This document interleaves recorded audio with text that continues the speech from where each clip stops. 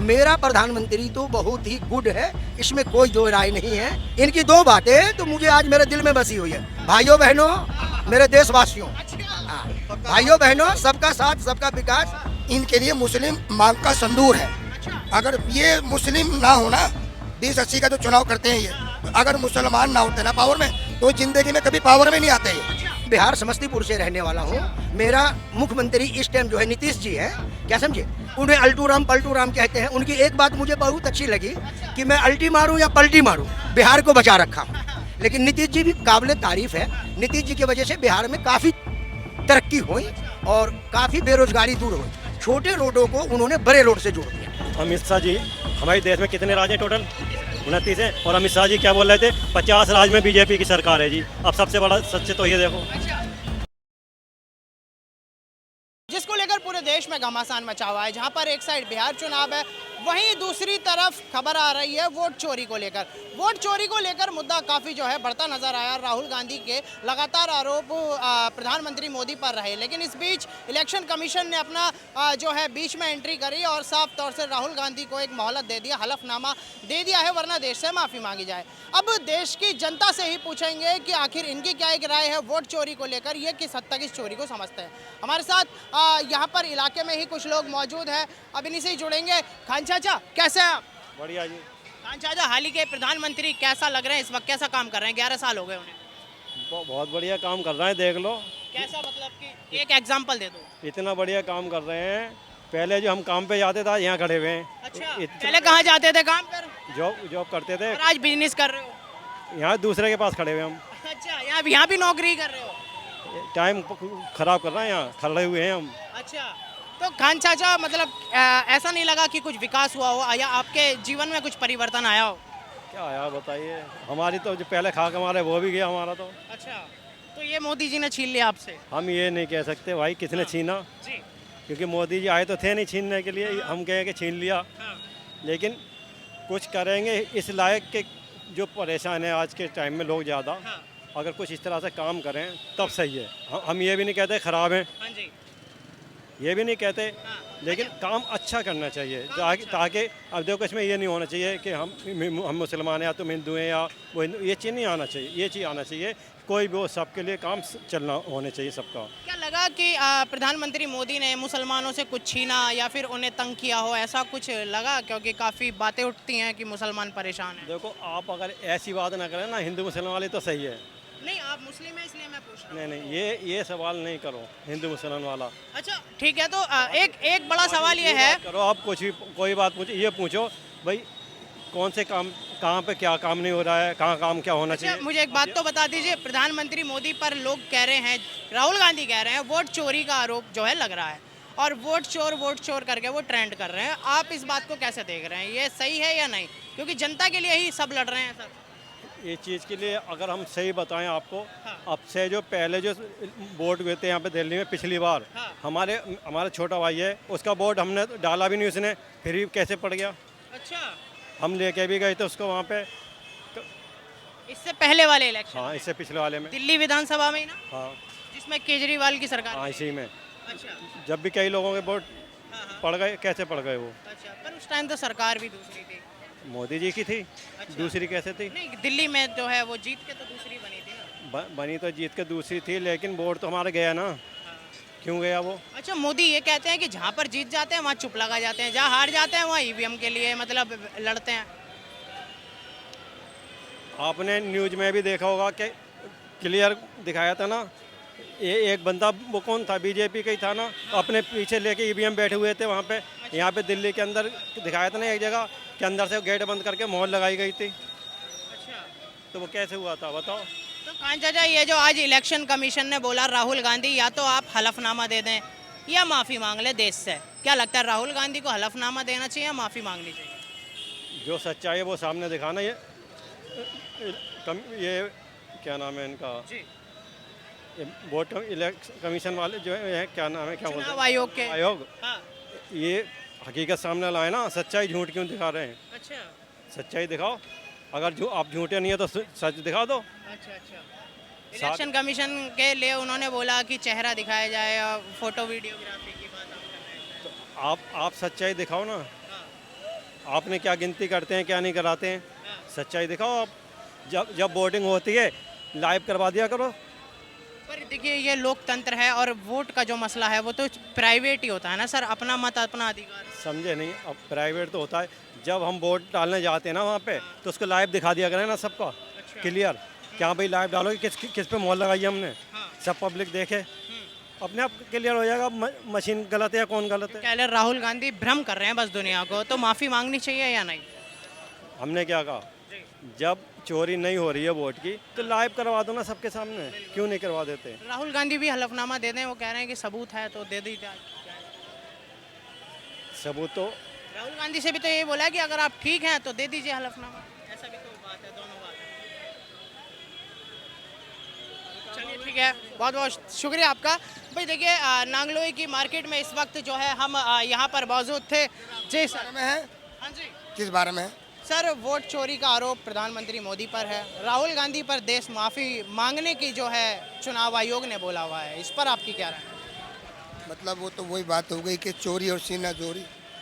जब चुनाव आयोग को साबित हो रहा है कि भाई इलेक्ट्रॉनिक डाटा दीजिए, तो चुनाव आयोग को चाहिए, क्यों नहीं दे रहा है।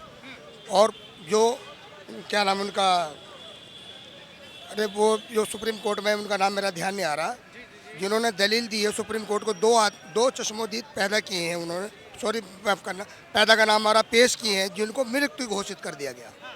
तो वो मरने के बाद कैसे साबित किया? तो कोर्ट ने भी कहा, मैं भी सुन रहा था, क्योंकि ये जो नेशनल मीडिया है ये तो बिका हुआ मीडिया है, ठीक है ना, लेकिन सोशल मीडिया के द्वारा पता चला, कोर्ट की दलील मैं भी सुन रहा था। कोर्ट ने उनकी स्पीच सुनने के बाद में कहा कि आपका शुक्रिया। तो शुक्रिया का मतलब ये हुआ कि उन्होंने माना इस बात को कि जिस ढंग से दलील पेश की गई, और सुप्रीम कोर्ट के जो बेंच जज बैठे थे उनको भी महसूस हुआ कि ये बात बिल्कुल प्रूफ करके दिखाई है। जो दो आदमी जो लिस्ट में मर गए थे, तो उन्होंने पेश किया कोर्ट में कि भाई ये आदमी ये रहा, एक लेडीज एक जेंट्स है, तो जरूर कहीं ना कहीं प्रधानमंत्री बने तो वोट चोरी करके बने हैं, पक्का सबूत है इस बात में। क्या नाम है सर आपका? मेरा नाम एम उमर नाम है। उमर साहब, मैं भी बीजेपी को फॉलो करता हूँ, लेकिन जो सच्चाई है वो सच्चाई है। पर सर जिस तरीके चुनाव आयोग ने कहा, या तो वो हलफनामा दे या माफ़ी मांगे राहुल गांधी देश से, क्योंकि भ्रम करने का काम राहुल गांधी कर रहे हैं, ऐसे दो बड़ी बात सामने भी आ रही है। मैं बताता हूँ, बांग्लादेश में तख्ता पलट हुआ है, जब चुनाव आयोग पे वहाँ पे आरोप लगा तो जेल में गए ना, तो इनके खिलाफ भी अगर पूरे सच्चाई तो ये है कि ये भी जेल में हकदार हैं। ये जो सरकार है कि जो चुनाव आयोग है, ये सरकार के दबाव में काम कर रहा है। हाँ, तो मेरा मानना ये है, मानने का तो जनता को नज़र आ रहा है कि एक चोरी का घोटाला क्लियर है, जैसे पहले पोर्न का बारे में हुआ था घोटाला, दब गई थी ना बात। तो चुनाव आयोग मुझे लगता है कि कहीं ना कहीं मोदी सरकार के दबाव में काम कर रहा है। ये उमर सर, आपको पता होगा कि चुनाव आयोग का जो उसमें एडमिनिस्ट्रेटिव चुने जाते हैं, उनमें से एक विपक्ष का भी होता है, पूर्णतः जो है एक विपक्ष भी अपना भी बैठा था। उसका रीजन ये है कि ये सरकार पहले से ही रही है चोरी करने में, और एमपी खरीदने में, एमएलए खरीदने में। और एमपी खरीदना बेचना तो एक राजनीतिक स्टंट है, वो एक स्टंट है राजनीतिक, उसमें कांग्रेस भी बीजेपी सब उसका उदाहरण ये देता हूँ कि जब बाबरी मस्जिद का मसला हुआ था, 5 जजों की बेंच बैठी थी, जिसमें 4 हिंदू भाई थे, 1 मोमडन थे, और जब फैसला दिया गया कोर्ट को धोखा दे करके, ठीक है, अब उसमें ये मुझे जाना नहीं चाहिए, अब सुप्रीम कोर्ट का आप कहेंगे, मैं कह रहा हूँ कि उन्होंने ये फैसला दिया कि ये फैसला हमें वो कोई प्रूफ नहीं हुआ, लेकिन हम आस्था के, कैसा कानून है भाई आपका, आस्था पे कानून फैसला, आस्था की बुनियाद पर जो है राम मंदिर का स्ट्रक्चर। मैं मुद्दे पे पहुंच रहा हूँ। जो चारों जो जज थे उनकी प्रमोशन हुई, और जो मोमडन जज थे उनको भी प्रमोशन हुई, उनको भी राज्यपाल बना दिया गया। तो जो इनमें इनके उसमें अभी आप बता रहे थे ना, उसका भी ऐसे ही होगा जो चुनाव आयोग में बैठा इनको। सर एक बार उमर साहब, राम मंदिर वाला फैक्ट जो है इसे क्लियर कर लेते हैं, फिर चुनाव आयोग पे। जब अंग्रेजों ने ताला लगवा दिया था तो मुसलमानों ने पूजा पद्धति बंद कर दी थी, हिंदू वहाँ पर तमाम पूजा कर रहे थे, चाहे चोरी छुपे कर रहे थे, तो ये थी वो असली आस्था की बुनियाद। आस्था की बुनियाद थी। मैं तो सिर्फ उस मुद्दे पे जा रहा हूँ, अब तो कहना बेकार है कि जब सुप्रीम कोर्ट ने ये कहा कि भाई यहाँ पे कोई ऐसा स्तूप नहीं पाया गया जिसपे ये साबित हो कि यहाँ पे मंदिर था, लेकिन हम इस बिला पे आस्था के बुनियाद पे इसका फैसला ये दे रहे हैं कि भाई ये जगह, अरे कैसा कानून रहे तो काला धब्बा हमारे भारत के लिए कि आस्था, कोर्ट भी आस्था का हवाला। बहुसंख्यक समाज था, सनातन समाज, और बहुसंख्यक आस्था को लेकर ताकि भाईचारा और प्यार बना रहे। कैसा प्यार? हमारा प्यार नहीं, हम सौतेले भाई हैं क्या? हमारे पुरखों ने भी देश की आज़ादी में गोलियां खाई हैं। फैजाबाद से लेके इंडिया गेट तक और जलियांवाला बाग से लेके फांसी के फंदे पेड़ों पर लटके मिले हमारा ओलमा। हमारा भी उतने रोल है जितना सब देश मिलके सबने आज़ाद किया। आज हमारे साथ सौतेला बर्ताव हो रहा तो गलत है ये। हम भी देश का हिस्सा है। हम भी अभी आप तो खुद बीजेपी के समर्थक हैं और आप तमाम ऐसी अभी पिछले जुमे को मस्जिद में नमाज के बाद दुआ हुई देश के बारे में कि देश के वफादार बनो, अपने मुल्क से प्यार करो, और फिर हमें सर्टिफिकेट देना पड़ता है कि आप पाकिस्तान चले जाइए, तो कहीं सौतेला व्यवहार नहीं हो रहा। पर सर लोग कहते हैं कि जब बुरहान वानी जैसे जो आतंकवादी होते हैं तो लोग इन्हें आतंकवादी कहते हैं, फिर जब इनको मिट्टी मिलती है तब इनका धर्म सामने आ जाता है, इसलिए लोग थोड़े से खफा रहते ये हैं। बात सुनिए, कुछ नहीं है। जो बीजेपी सरकार है इनके लिए मुस्लिम मांग का संदूर है। अगर ये मुस्लिम ना होना, 2080 का जो चुनाव करते हैं ये, तो अगर मुसलमान ना होते ना पावर में तो ज़िंदगी में कभी पावर में नहीं आते ये, बिल्कुल पक्का। ये मुसलमान करके गाय भैंस ये क्या रहे? अरे दुनिया कहाँ जा, मैंने क्या कहा, मैं दुबई नहीं गया, मेरे मिलने वाले बोल रहे थे मुझसे कि उमर जी अगर अपनी औकात देखेंगे ना, कहते हैं विश्व गुरु बनाएंगे देश को। वो कह रहे थे कि अगर आपको इंडियन आदमी को औकात देखनी तो दुबई जाके देखो कि हम क्या कीड़े मकोड़े हैं, और देश का उन्नति देखनी ना, विकास, तो चीन जाके देखो। साला हमें शर्म आती है, ये विश्व गुरु बनाने की बात करते हैं। अरे ये मंदिर मस्जिद में उलझे पड़े हैं। देश युवाओं के लिए इंस्टीट्यूट बनवाओ, कॉलेज बनवाओ, शिक्षा पे ध्यान दो, रोजगार पे ध्यान दो। बस हमारा यही कहना है कि ये बहुत हो गया, इससे देश आगे नहीं जाने वाला। ये भेदभाव की जिंदगी जो राजनीति है नहीं होनी चाहिए। पर सर देखिए, लगातार जो है राहुल गांधी पर असली जो है मुद्दा ये रहा, जब चीन पर उन्होंने कहा कि चीन ने कब्जा कर रखा है, उसके लिए भी उन्हें कोर्ट जाना पड़ा क्योंकि बयान गलत था। और आज भी जो है चुनाव आयोग को लेकर देश में गुमराह वाली जो है ये सारी तमाम बात, उसमें अगर इन्हें हलफनामा मांगा जा रहा है तो दे क्यों नहीं देते? हलफनामा तो कई इनके नेता ऐसे रहे, उन्होंने हलफनामा नहीं दिया, पीछे में सुन रहा था। थोड़ी सी मेरी मेमोरी मैं पीछे दे रहे थे, पहले उनका मेरा नाम नहीं ध्यान आ रहा, तो सबसे पहले तो उनका हलफनामा बनता है। उन्होंने क्यों नहीं दिया? क्योंकि वो बीजेपी के हैं। सवाल ये है कि बेवकूफ़ी बनाने वाली है, पब्लिक को गुमराह कर रहे हैं ये। और ये जो है ना, जिस तरह की राजनीति कर रहा है तानाशाही वाली, ये कागज़ के नाव चंद दिनों चलेगी। हाँ, कुछ दिनों के बाद में देखना, जब परिवर्तन आएगा, जनता जागरूक होगी, तो इनको जब पता चलेगा सच्चाई क्या है। अच्छा सर, 2005 में भी जो है ईवीएम थी, 2011 में भी ईवीएम थी, लेकिन 14 से ईवीएम से क्यों दिक्कत होने लगी? इनकी पॉलिसी ये रही है कि इंडिया के अंदर कितने राज्य हैं? 29 राज्य हैं कि 2, 3, 4 राज्य इनको जितवा दो और सरकार हम अपनी बना लें ताकि लोग ईवीएम पे शक ना करें। सच्चाई तो ये है कि 2, 3 राज्य इनको दे दो ताकि लोग बाग ईवीएम पे शक ना करें। अब ये बताया तो अच्छा, दिल्ली में जो, हाँ अभी देखिए अमित शाह जी, हमारे देश में कितने राज्य हैं टोटल? 29 हैं। और अमित शाह जी क्या बोल रहे थे? 50 राज्य में बीजेपी की सरकार है जी। अब सबसे बड़ा सच तो ये देखो, बताइए। जिस तरीके से लोग आज बात कर रहे हैं, विकास की जो बात कर रहे हैं, जैसे मुंदगा में कल मोदी जी ने फ्लाईओवर का जो है उद्घाटन करा, ये रहा मुंदगा। आगे और भी तमाम बोले कि इतने एम्स नहीं थे जो एम्स आज बने हैं, उनके भी ऐसे ऐसे दावे रहे। आए थे मोदी जी कल आए थे।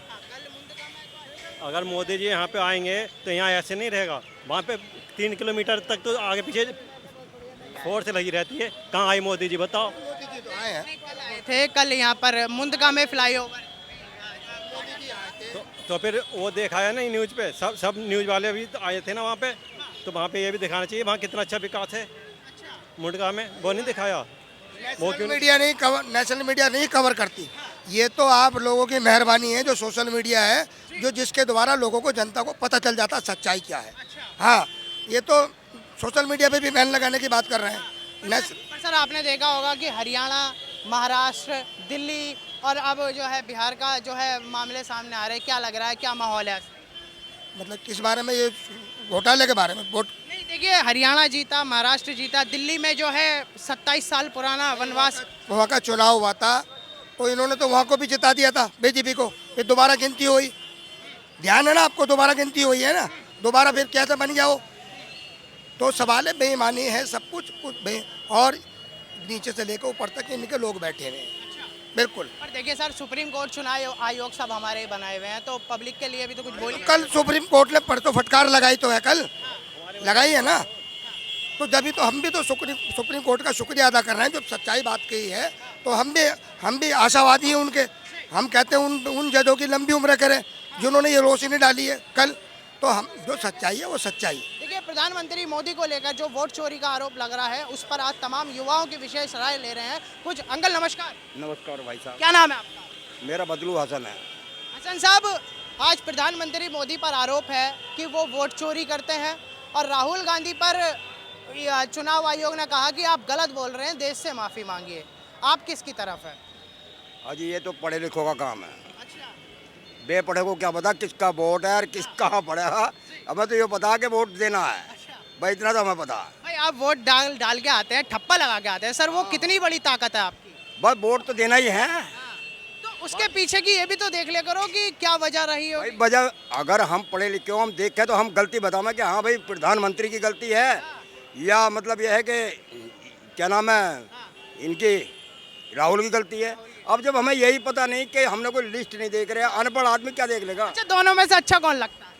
और दोनों ही बढ़िया, जो प्रधानमंत्री है, जो मौजूदा में बैठा है, उससे बढ़िया कौन तो होगा भाई? अच्छा, है पर उनको ही तो चोर बोला जा रहा है इस वक्त। भाई, अगर वो उन्होंने चोरी करी होगी तो चोरी बोली जा रही है ना?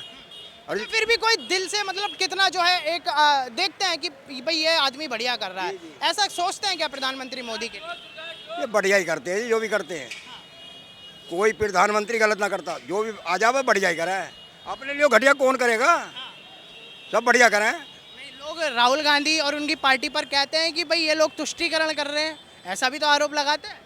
भाई ये तो पढ़े लिखे आदमी जान सकते हैं, हम तो बेपढ़े तो आदमी जो ना जी, हम रेड़ी वाले आदमी रेड़ी लगा रहे हैं। कान चाचा, मोदी या राहुल गांधी? सर ये ऐसा है, हमारे देश का प्रधानमंत्री है, इसमें कोई दो राय नहीं है। जो चल रहे हैं, हम लोग इस टाइम जो 3-4 महीनों से दिल्ली में परेशान हैं, वो रेडी पटरी वालों के ऊपर इन्होंने ऐसा मुख्यमंत्री को मुहैया किया है जो हम लोग बड़ी बुरी तरीके से परेशान हैं। अच्छा, हाँ, मतलब वो एमसीडी को भेज करके हम लोग कहाँ जाएं, यही है ना, फिर तोड़ फोड़, एमसीडी आया भागे।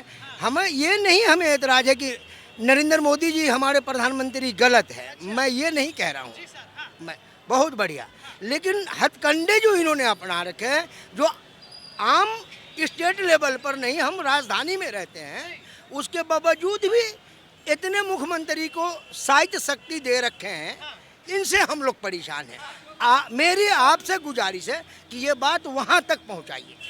अच्छा, मैं बात करूँ, अभी 4-5 महीने हुए हैं रेखा गुप्ता को आए हुए, तमाम अवैध चीज़ें जो हैं तोड़ी गई, झुग्गियाँ काफ़ी तोड़ी गई, तमाम जो है। जी बिल्कुल तोड़ी गई भाई, बिल्कुल तोड़ी गई। मैं कहता हूँ कि मेरे ख्याल 70 से 80% झुग्गियाँ भी तोड़ी गई।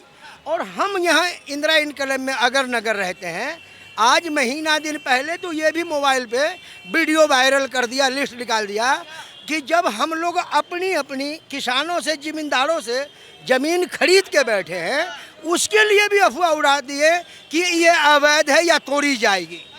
अब बताइए, हम लोग बिहार यूपी से आए हैं, जिसकी जितनी क्षमता है वो अपने अपने पैसों से, कर्जों से, पंचों से, बहू बेटी का जेवरों बेच करके, इसको खरीद करके ज़िंदगी में एक इंसान बड़ी मुश्किल से मकान बना पाता है ठहरने के लिए। 35 गज का मकान है, कोई बड़ी कोठी नहीं है। रजिस्ट्री है आपके पास? हाँ हाँ हाँ। फिर क्यों डर रहे हो? नहीं डरना, एक देखिए जी, एक हवा जब चलता है भाई साहब, तो वो हवा पछिया हो या पुरवा हो, आप जवान को भी लगता है, हम बूढ़े को भी लगता है। हम लोग अभी रेडी पटरी वाले दिल्ली में इसलिए परेशान हैं कि इन्होंने एमसीडी को कड़ापन दे करके, जो हम जैसे, मेरी 60-62 साल की उम्र होने के लिए जा रही है, पहचान पत्र में उम्र थोड़ी कम लिखाई गई थी, जिसके वजह से ना मुझे पेंशन मिल रहा है, ना मुझे कुछ मिल, कम से कम इतना तो है कि आकर के करके खा रहा हूँ। अच्छा खान चाचा, आपने जो कहा, देखिए कुछ चीजें जो सरकारी जमीन पर बनी है, जैसे रेलवे की पटरी पर कब्जा कर लेना, रेलवे को सिग्नल नहीं दिखना, उन्हें हटाओ, उन्हें हटाना मतलब उन्हें हटाओ, उनको भी टाइम दे करके, या हमारे गवर्नमेंट के पास इतना क्षमता है कि उनको कहीं बना करके उनको शिफ्ट कर दें, उनको खाली करवा लें, मतलब रेलवे के पटरियों पर भी कोई आज से नहीं बसे हुए हैं कोई। हाँ, मतलब कितनी सरकारें आई, कितनी गई। चलो ये मोदी जी थोड़ा टेंट से ले रहे हैं इस बात को, इसमें कोई दो राय नहीं है, गलत नहीं है।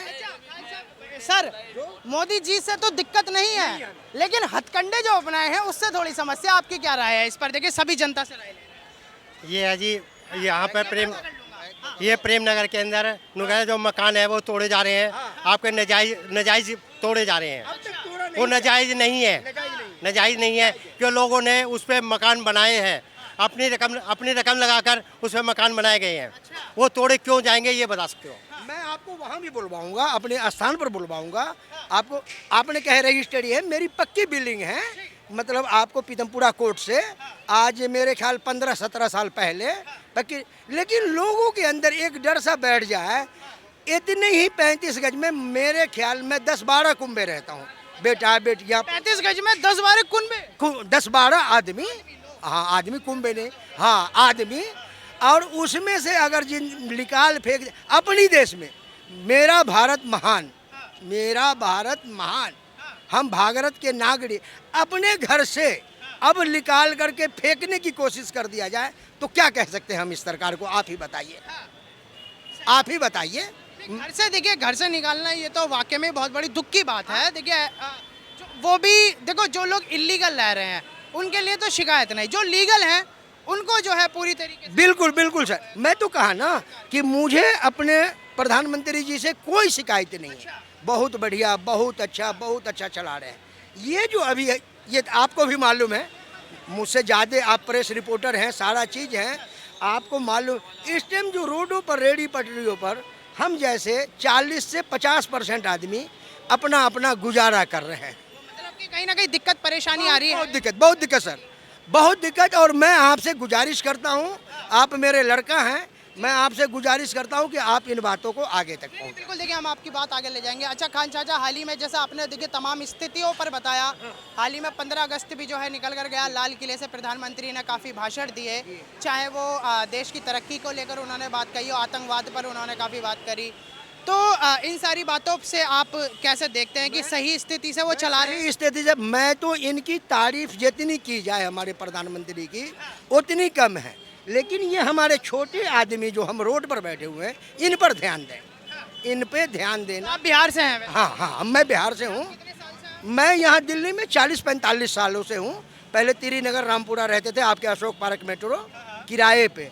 17-18 साल से यहाँ अपने खान चाचा, मैं भी आगे आया, वहाँ पर जो है लोगों ने कहा कि यार हम मुसलमानों से जो है कहीं ना कहीं भाजपा को दिक्कत है, कहीं ना कहीं हमारी जो है हमें जो है अपने देश भक्ति होने का प्रमाण देना पड़ता है। हाँ। ऐसा आप कुछ महसूस कर? नहीं, मुझे ये मुसलमानों ने जो आपको कहा, आपने पढ़े लिखे हैं, ये सही में कि उसको भाजपा को जो है इस बात का परिणाम देना पड़ा, साबित देना पड़ता है कि हम आपके साथ हैं। मतलब दिली ख्वाहिश उनको यकीन नहीं है, उनके कैंडिडेट को हो या उनको हो, मेरे प्रधानमंत्री जी को हो, मतलब है, ये वाली बात नहीं है। लेकिन जो उनके कैंडिडेट हैं उनको वाकई ही परिणाम देना पड़ता है। अगर मैं अपना दिल भी निकाल के दे दूं ना बीजेपी कैंडिडेट को, तो वो उनको 90% यकीन नहीं हो सकता है बेटा कि मैं बीजेपी के साथ। सर, लोकसभा चुनाव में जो है एक तरफा जो है कहीं ना कहीं देखिए खिलाफत भी देखने के लिए मिली है, और कहीं ना कहीं इंडी गठबंधन को मुसलमानों का समर्थन भी था, ऐसी बात नहीं है। तो सवाल, मैं कह रहा हूँ ना, मैं बिहार समस्तीपुर से रहने वाला हूँ। मेरा मुख्यमंत्री इस टाइम जो है नीतीश जी हैं, क्या समझे, उन्हें अल्टू राम पलटू राम कहते हैं। उनकी एक बात मुझे बहुत अच्छी लगी कि मैं अल्टी मारूं या पलटी मारूं, बिहार को बचा रखा हूं। लेकिन नीतीश जी भी काबिल तारीफ है। नीतीश जी की वजह से बिहार में काफ़ी तरक्की हुई और काफ़ी बेरोजगारी दूर हुई। छोटे रोडों को उन्होंने बड़े रोड से जोड़ दिया। इनसे जो है किसानों की, लोगों की, और दो समस्या तो बिहार की ख़त्म ही हो गई 90%। एक रोड की दिक्कत और एक बिजली की दिक्कत। ये सब नीतीश के राज में। हमें टीएसपी नहीं मतलब खाने को दे देगा, लालू नहीं दे देगा। लालू पर वाकई उन टाइम में भी आरोप लगा था अलकतरा घोटाला का, चारा घोटाले का। लालू के टाइम में भी हमारे बिहार का रोड नहीं बना था। नीतीश जब से आया, आते ही तो 60% रोडों को खींच लिया, और बाकी जो 30% या 40% रहा, इन 8-10 सालों में उन्होंने पूर्ति कर दी। बिल्कुल। कहीं ना कहीं सेटिस्फेक्शन है जो ये एनडीए वाले लोग हैं, बस थोड़ी सी कहीं ना कहीं।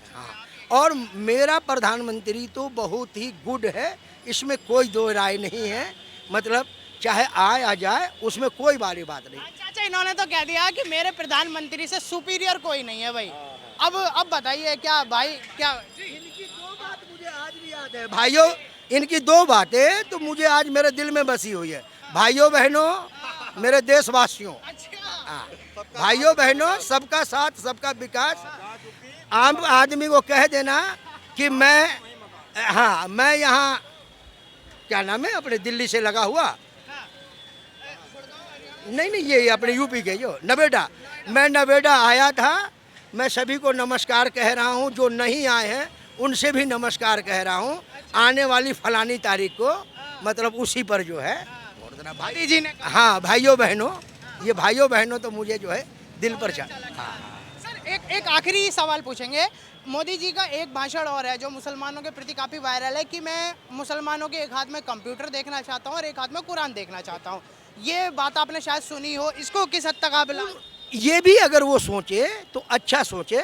आपने जैसे प्राइमरी स्कूल को लेते हैं ना, वैसे वो चाहते हैं कि मदरसा में बच्चे को जो शिक्षा दिया जाए तो एक हाथ में कुरान हो और एक हाथ में कंप्यूटर हो, उसमें भी बहुत अच्छी बात है। उन्होंने देश का विकास करना चाहता है, आदमी की विकास करना। उर्दू तो हमारी मजहबी तालीम है, उर्दू हमारी मजहबी तालीम है, इस्लामी तालीम है।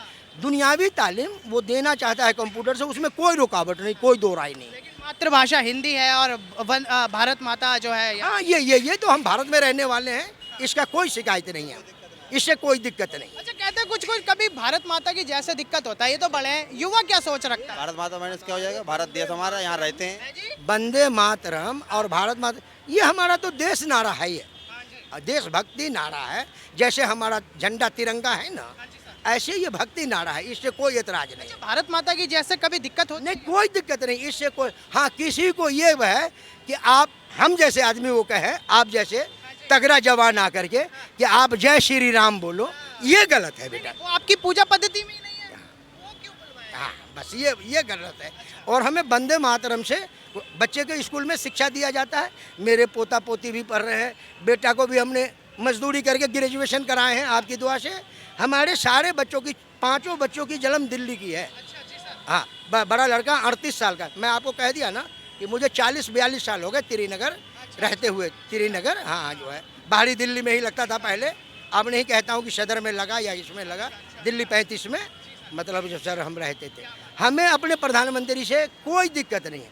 और आपको गुजारिश कर रहा हूँ, खास करके आपको, कि ये बात को वहाँ तक आप पहुँचा दें कि हमारे रेहड़ी पटरी वाले, हाँ रेहड़ी पटरी वाले हमारे ज़्यादा परेशान हैं। टेंट रहे, योग करा, हाँ टेंट रहे, वो ये नहीं कहता हूँ, लेकिन परेशान ना करें। भाई क्या बात है खान चाचा, जो है एक आपसे भी पूछ ले रहा हूँ कि भारत माता की जय को लेकर क्या सोचते हैं आप? अभी देखो एक बात बताऊँ मैं, जय बोल लो, भारत माता की जय बोल लो, या फिर मतलब ये है कि जय श्री राम बोल लो, कि इन चीज़ों में क्या चीज़ निकलती है, ये चीज़ बताओ। क्या चीज़ निकलती है जो हमारे दिल में है, हमारे हृदय में है, उसे ही तो हम मानते हैं। जो हमारे हृदय में भगवान है या खुदा है, चीज़ तो एक है, ठीक है नहीं। बोलने का तरीका सबका अलग अलग है, कोई क्या बोलता है, कोई क्या बोलता है, मैं कुछ बोलता हूँ, तुम कुछ बोलते हो, बोलते नहीं। इसी हिंदुस्तान में ये पता नहीं कितनी बोली हैं, बिहार की अलग है, यूपी की अलग है, हर देश की अलग अलग है नहीं। हर जिले की अलग अलग बोली है। कैसे मिला देंगे एक बोली को सबको कि तुम ये बोलो वो? देखिए हिंदुस्तान की बात रही देश की बात। देश के लिए जब हम इस देश में रहेंगे तो भाई साहब देश के लिए बुरा थोड़ा चाहेंगे, देश के लिए बुरा थोड़ा करेंगे। देश के लिए जान देने के लिए तैयार हूँ। बॉर्डर पर मेरी मिलिट्री की कमी हो, हमें बुला लीजिए, मैं जान देने के लिए तैयार हूँ। हाँ, चाहे पाकिस्तान से हो। जी, आज पाकिस्तान जो गीदड़ भपकियां देता रहता, आज ये मत समझिए कि मैं अपने भारत की धरती पे पैदा हुआ ना, और भारत के धरती में ही मरूंगा और भारत के धरती में ही दफनाया जाऊंगा। तो कोई भी दुश्मन अगर हमारे देश को आंख दिखलाता है, उसकी आंखें निकाल लूंगा। आतंकबाजी कोई भी हो, आतंकबाजी कोई भी, उसकी कौम नहीं होती। वो ये थोड़ा ही देख के मार रहा है कि ये मुसलमान है, हिंदू है, ये कहीं बम फोड़ रहा है, तो ये थोड़ा ही पता कि किसे मार रहा है, किसे नहीं मार रहा। आतंकबाजी की कोई कौम नहीं है। मेरा सर एक इस पे एक गहरा सवाल है। लोग कहते हैं कि आतंकवादी का कोई मजहब नहीं होता। बिल्कुल सही बात है, होना भी नहीं चाहिए, लेकिन लोग कहते हैं जब उसकी डेड बॉडी के लिए उसकी नमाज पढ़ते हैं, जब उसे मिट्टी देते हैं, तब उसका धर्म सामने आ जाता है। मतलब यह है कि अगर कि मारा गया और ये कर रहे हैं तो ना जाइए, गलत बात है। साले को ऐसे इंसान को जो आतंकवादी है या जो इस तरीके से कर रहा है, उसकी नमाज पढ़े, वो तो खुद दोजख की आग वो खुद बन चुका है। उसे यहाँ उस मिट्टी को कैसे घुमाते रहो। बहरहाल ये है कि वो दोजख की आग बन चुका है। तो उसके लिए ये धर्म के काम भी नहीं करने, होना ही नहीं चाहिए। आतंकवादी की कोई जाति नहीं। आज हम सब बेटा भतीजा खड़े हैं ना, माइनर सा यहाँ पर कोई बम फट जाए, चाचा भी जाएंगे, आप भी जाएंगे, आप भी जाएंगे, उसकी कोई जात है? कोई जात नहीं। अच्छा सर, कोई भी आतंकवादी उसकी बाद में जो है नमाज करना, जैसे हमारे में अंतिम संस्कार होता है, मिट्टी देना आपके में होता है, कहते हैं जब वो कार्य होता है तब उसका धर्म सामने आ जाता है। वो नहीं सर, वो नमाज की बात ये है, नमाज उसके लिए नहीं कि नमाज उसके लिए कर रहे हैं कि नमाज एक ये है कि नमाज एक ये है कि ये फर्ज है, बाकी ये चीज़ नहीं है कि उसके लिए करें। मैं बोलता वो जो मिट्टी के बाद जो है, मरने के बाद जो मिट्टी की बात आप कह रहे हैं ना, मरने के बाद जो मिट्टी की बात कह रहे हैं ना, मरे हुए आदमी जिंदे का मुहताज होता है, चाहे वो किसी धर्म में हो। तो उनको दफनियाना वो सवाब का काम है, पुण्य का काम है, इंसानियत के नाते। क्या समझे? चाहे वो सला आतंकवादी ही मरा हो या देशभक्ति मरा हो, उनको दफनियाना इंसानियत का काम है। उसे भी गलत बताते हैं, बट कोई नहीं, आपका पॉइंट ऑफ व्यू अच्छा था। जी जी जी। बाकी एक चीज़ हो रहा है, एक चीज़ और बताना चाहता हूँ मैं कि देश में यो राजनीति हिंदू और मुस्लिम पर चल रही है। तो सर हमारे तो देश की आज़ादी ही हिंदू और मुसलमान पर चल रही है। सुना जी, दूसरी बात यह है कि अभी राहुल की बात कर रहे थे आप कि राहुल सही है या मतलब यह है कि जिन्होंने ये लिस्ट वोट की बनाई है या वो सही है। चुनाव आयोग जिसने निकाले हैं राहुल ने, कोई गलत चीज़ तो निकाली नहीं होगी। अगर ये हैं तो निकाले हैं। 6 महीने बता रहे हैं कि 6 महीने लग के पढ़ाई करी उन्होंने, करी है ना, और वो सामने दिखा रहे हैं, वो टीवी पे भी दिखा रहे हैं, है ना। तो ये तो सरासर गलत है। विपक्ष के नेता मजबूत हैं राहुल गांधी, इसमें कोई दो राय नहीं है। आपने भी चुने, हमने भी चुने, जो भी चुने। सर 65 साल तो उन्हीं की ही सत्ता थी। विपक्ष के नेता उनको पावर है, क्या समझे। अभी सुनने में आया है, पूरी बात तो आपको मैं नहीं बतला सकूंगा, कल या परसों, कि अपने चुनाव आयोग में से ही कुछ इतना घोटाला करके विदेश भाग गया।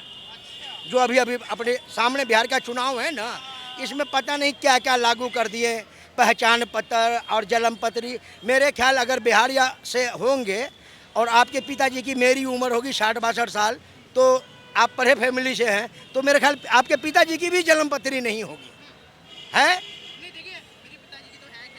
हाँ, चलो मैंने आपसे तारीफ किया ना कि आप पढ़ी फैमिली से हैं, तो हो सकता है। हमारी जन्म पत्री कहाँ से आएगी? इसका मतलब हम देशवासी नहीं हैं, हम अपने भारत में पैदा नहीं हुए हैं। चलिए ठीक है, बहुत अच्छा लगा खान चाचा आपसे बात करके कि देखिए वोट चोरी से लेकर मुद्दा शुरू हुआ था और कहीं ना कहीं खान चाचा ने अपनी परेशानियां भी बताई कि किस तरीके से रेडी पटरी वालों को समस्या आ रही है। दिल्ली के नांगलो इलाके से ये तस्वीरें थी जहां पर राजनीतिक मुद्दों पर अपनी राय दी और साथ में जो सामाजिक कुछ परेशानियां थी इस पर भी इन्होंने उजागर करने के लिए बोला। फिलहाल के लिए बस इतना ही और जल्दी मिलूंगा आपसे TNN वर्ल्ड पर।